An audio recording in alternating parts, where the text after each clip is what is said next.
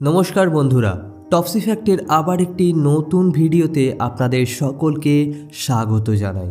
আজ আপনারা এই ভিডিওর মাধ্যমে জানতে চলেছেন বিংশ শতাব্দীতে সবচেয়ে কম বয়সী মৃত্যুদণ্ডপ্রাপ্ত মানুষটির বিষয়ে। হয়তো ভিডিওটি দেখার পর আপনাদেরও চোখে জল আসতে পারে, কিন্তু ভিডিওটি শুরু করার আগে আপনাদের কাছে একটি অনুরোধ যে ভিডিওটি ভালো লাগলে ভিডিওটিকে একটি লাইক এবং টপসি ফ্যাক্ট চ্যানেলটিকে সাবস্ক্রাইব করতে ভুলবেন না কিন্তু। তো চলুন দেরি না করে ভিডিওটি শুরু করা যাক।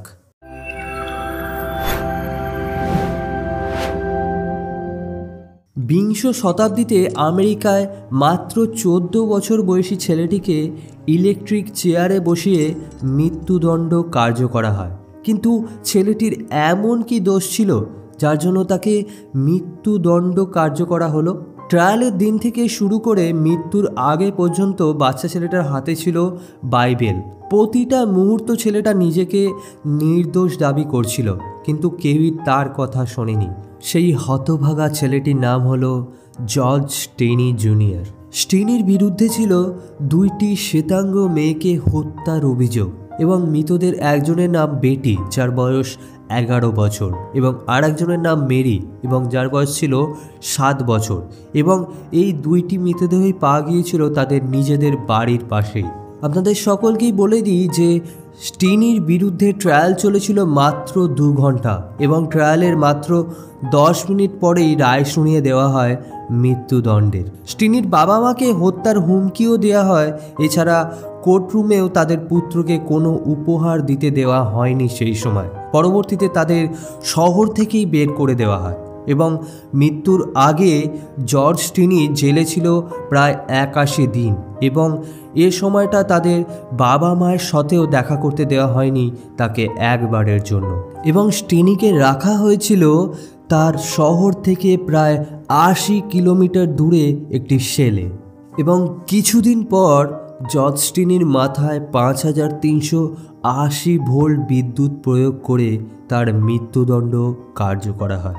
কিন্তু সবচেয়ে বড় অবাক করা বিষয় কি হয়েছে জানেন? স্টেনির মৃত্যুর প্রায় 70 বছর পর সাউথ ক্যারোলিনার এক জজ প্রমাণ করে দেন যে জর্জ স্টেনি ছিল পুরোপুরিভাবেই নিরপরাধ। যে মেয়ে দুটোকে বিমের আঘাতে হত্যা করা হয়েছিল তার ভর ছিল প্রায় 19 কেজিরও বেশি এবং মাত্র 14 বছর বয়সে ওই বিম ওঠানোই ছিল স্টেনির পক্ষে অসম্ভব এবং সেই বিম দিয়ে প্রাণঘাতী আঘাত করা তো অনেক দূরের ব্যাপার। এবং তারা প্রমাণ করে দেখিয়ে দিয়েছিল যে স্টেনি ছিল পুরোপুরিভাবেই নিরপরাধ এবং গোটা প্ল্যানটা ছিল সাজানো। শুধুমাত্র কালো চামড়ার মানুষ বলেই অভিযোগের তীরটা গিয়েছিল বেচারা স্টেনির দিকে। আবার এই ঘটনায় অনুপ্রাণিত হয়ে স্টিফেন কিং লিখেছিলেন তারই বই দ্য গ্রিন মাইল। আমরা হয়তো অনেকেই শুনেছি যে আগেকার সময়ের মানুষরা নাকি অনেক ভালো ছিল, অনেক মানবিক ছিল, কিন্তু এ কথাটি আমার পুরোপুরি সত্য মনে হয় না। মানুষ আগেও পশু ছিল, এখনও তাই আছে। শুধু পার্থক্য এটাই যে আগে সেটি প্রকাশ পেত না, এখন এত সোশ্যাল মিডিয়া, এত অত্যাধুনিক দিনে সেগুলি প্রকাশ পায়। তো বন্ধুরা, এই ছিল জর্জ স্টেনির মর্মান্তিক মৃত্যুদণ্ডর বিষয়ে কিছু তথ্য, যেগুলো আমি এই ভিডিওর মাধ্যমে আপনাদের সামনে তুলে ধরার চেষ্টা করেছি। আশা করি আজকের এই ভিডিওটি আপনাদের ভালো লেগেছে।